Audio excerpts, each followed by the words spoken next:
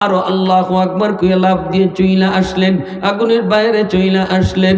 এইবার অগ্নি পূজারী না কই, হায় হায়, আমরা এতদিন যাবৎ কাকে ভগবান কই? আগুন তো বড় ভগবান নয়, বড় ভগবান হলো যারে আগুন জ্বালাইতে পারলো না, সে তো হলো বড় ভগবান। এখন উসমান হারুনিরে সাজদা দেওয়া শুরু করছে। উসমান হারুনি এইবার লাঠি নিয়ে পিটায়, কই এই আহমকের দল, তোরা তো বট গাছরও ভগবান কস, তোরা তো তুলসী গাছরও ভগবান কস, তোরা তো গাইরও ভগবান কস। হায় হায়, গাবি দুধ দেয় অথচ উলান কাটলে পরে দুধ পাওয়া যায় না, তাহলে গাবি ভগবান। তুলসী গাছের পাতা এত উপকার, তে তুলসী গাছই ভগবান। বট গাছের বয়স কত? কয় 200 বছর। হায় হায়, তাহলে বট গাছই ভগবান। এরকম ভগবান বানাইতে বানাইতে 33 কোটি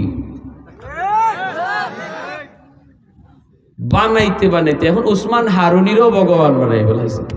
উনি লাঠি নিয়ে পিঠা, আহমকের আহমক, আমারে আগুন যে জ্বালায় নাই, এটা আগুনের, এটা আমার কোনো কেরামতি না, আমি আগুনের মালিকের ইবাদত করি। তোমরা যদি আগুনের মালিকের ইবাদত করো তাহলে আগুন তোমাদেরকেও জ্বালাবে না। মুহূর্তের ভিতরে সবাই কালেমা পড়ে মুসলমান হয়ে গেছে। জুন্নুন মিসরি, ও মালিক, কেমন করে নদী পার হব? আল্লাহ কে আগুন পানি, আমি আল্লাহর কথা শুনে নদীর উপরে যায় নামাজ তুমি বিছায় দাও। উসমান হারুনি যায় নামাজে বইসে তিনি নদী পার হয়ে গেলেন। এইবার তিনি বলতেছেন, মালিক, বিচ্ছুটা কোন দিকে যায় আমি দেখবো। কেন বিচ্ছুটারে তুমি নদী পার করাইছো? কেন বিচ্ছুটারে এইভাবে নদী পার করাইছো? বিচ্ছু কোন দিকে যায় আমি দেখবো। উসমান হারুনি যায় নামাজে বইসা নদী পার হইয়া বিচ্ছুর পিছনে পিছনে হাঁটতেছেন, যাইতেছেন। বিচ্ছুটা দ্রুত গতিতে যাইতেছে।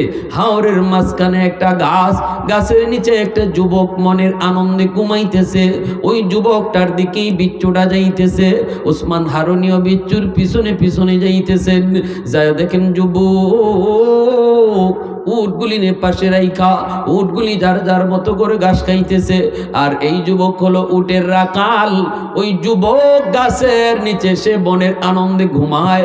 যুবকের মাথার পাশে একটা বিষাক্ত সাপ, এই সাপটা এইভাবে ফোনা ধরে আছে, যে কোনো মুহূর্তে যুবককে কামড় দিবে, দংশন করবে।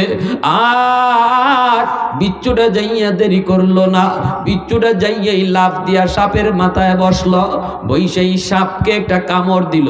সাপে বিচ্ছুর কামড় খাইয়া সাপটা জাগাতে মরে গেল।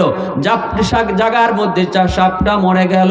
এইবার আল্লাহর ওলি এই যুবককে ঘুম থেকে উঠালেন। এরে যুবক,